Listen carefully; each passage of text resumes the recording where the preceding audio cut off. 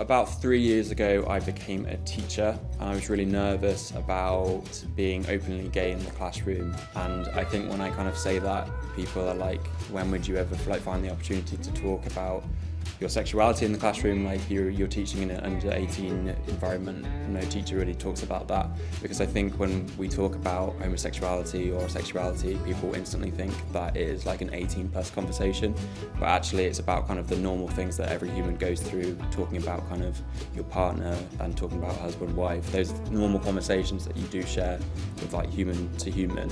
I really saw the power in that when I was speaking about kind of my partner, Luke, who's wonderful, and we spoke quite openly about kind of the stuff we were doing at the weekend, and it's a really normal conversation to have with students. It's a really kind of key thing to do to make sure that you're not just talking about the content of what you're teaching, because that's really boring and that's not how people work.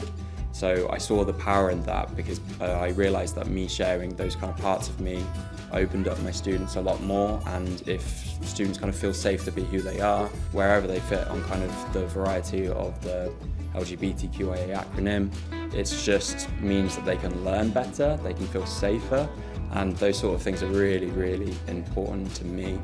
I came out at 15 and I felt really confident in who I was to a lot of people, not my family, and probably not to myself. So I think a lot of the stuff I had to unlearn that I'd been taught was really affected internally.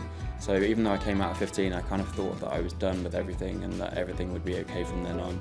But I think it took a long time, probably to the age of like 26, to actually work out that it's okay to be who I am, and that's actually got a lot of power to be who you are. And I think that was because I was a teacher in that space. So the narrative of King Henry's based on my experience of the school that I went to cancelling the vote. I say cancelling, it's not as kind of dramatised as it is in the film, so it's definitely dramatised in the film for kind of to explore these characters' narratives. But the vote did happen, and I do remember a kind of a conversation with the teacher saying that they considered it bullying and they wouldn't stand for it. So that's kind of where that kind of comes from. And for a long time I thought that was kind of a really confusing thing to happen, because I was in a classroom of people that were really positively voting for me and my then boyfriend for prom, king and king. But I think only when I became a teacher I understood the pressure on teachers to be all-knowing and to be able to have conversations with teenagers about stuff that they don't necessarily have experience with. And a lot of that comes down to the way that the government has legislated a lot of things, such as Section 28 in the 80s. So the impact of that is really, really prevalent now.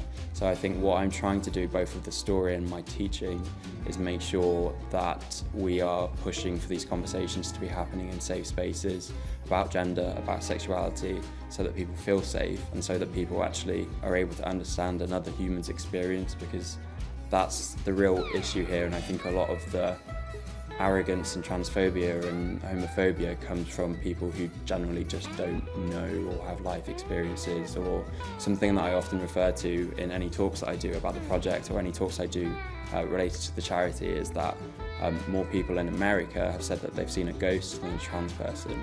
Now that's kind of a statistic, I think that was like 10 years ago that was said, and things would have changed since kind of the trans tipping point with Laverne Cox on the front of Time magazine. But that is a really kind of prevalent thing to say, is that we don't have these kind of touch points with people's experiences that I'm trying to show more of throughout my work.